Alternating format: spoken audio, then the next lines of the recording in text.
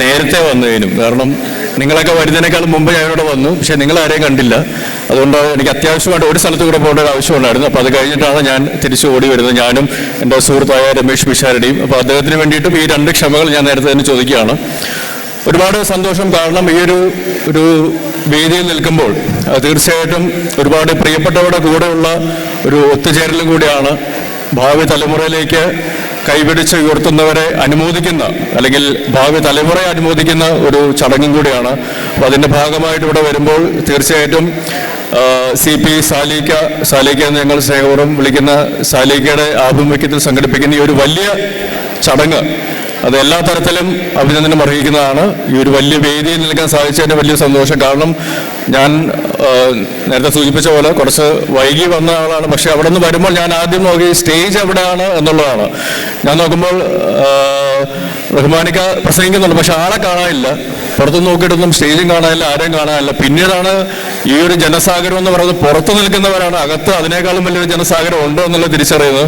പക്ഷെ അതുകൊണ്ട് തന്നെ ഈ ഒരു വലിയ ജനക്കൂട്ടായ്മയെ ഇത്തരത്തിൽ ഏറ്റവും നല്ല രീതിയിൽ ഭംഗിയായി സംഘടിപ്പിച്ച് നിർത്തുന്നത് എൻ്റെ സംഘാടകരോട് തന്നെ ആദ്യം തന്നെ ഒരു വലിയ അഭിനന്ദനം അറിയിക്കുന്നു.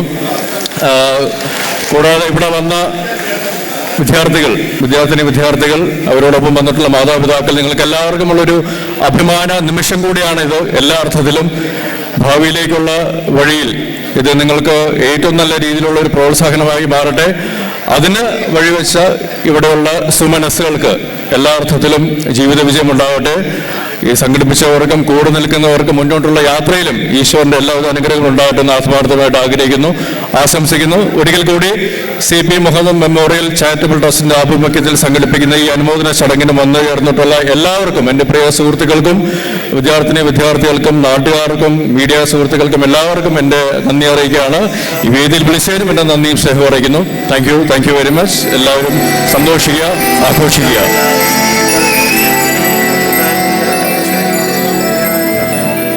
നമ്മുടെ സമൂഹത്തിനെ ഇപ്പോൾ ഏറ്റവും വലിയ രീതിയിൽ മാരകമായിട്ട് ബാധിക്കുന്ന ഒരു വിഷയമാണ് ലഹരി എന്നുള്ളത്. അപ്പം ലഹരി വിരുദ്ധ പ്രതിജ്ഞ എന്നുള്ളൊരു കർത്തവ്യം കൂടി എന്നെ ഏൽപ്പിച്ചിട്ടുണ്ട്. ഞാൻ പറയുന്ന വാക്കുകൾ അതിനോട് ചേർന്ന് നിങ്ങളും കൂടെ ഏറ്റു ചൊല്ലുകയാണെങ്കിൽ സന്തോഷം. അത് വാചകത്തിൽ അല്ലെങ്കിൽ വാക്കുകളിൽ മാത്രമല്ല ജീവിതത്തിലും പ്രാവർത്തികമാക്കുകയാണെങ്കിൽ അത് ഭാവി തലമുറയ്ക്കും നമ്മുടെ ഇപ്പോഴത്തെ സമൂഹത്തിലും ഏറ്റവും നല്ലൊരു കാര്യമായിട്ട് മാറും. അപ്പം അതുകൊണ്ട് ഞാൻ പറയുന്ന വാക്കുകൾക്കനുസരിച്ച് നിങ്ങളെല്ലാവരും കൂടെ അത് ഏറ്റുകൊള്ളുകയാണെങ്കിൽ ഒരുപാട് സന്തോഷം. മാനവരാശിയുടെ ഉന്മൂലനത്തിന് കാരണമാകുന്ന വിപത്താണ് ലഹരി ഉപയോഗം എന്ന് ഞാൻ തിരിച്ചറിയുന്നു. സാമൂഹ്യ ജീവിതത്തിന്റെ സ്വസ്ഥത കെടുത്തുന്നതും കുടുംബജീവിതം ശിഥിലമാക്കുന്നതുമായ പുകയില, മദ്യം, പാൻ മസാല, രാസലഹരി പദാർത്ഥങ്ങൾ തുടങ്ങിയ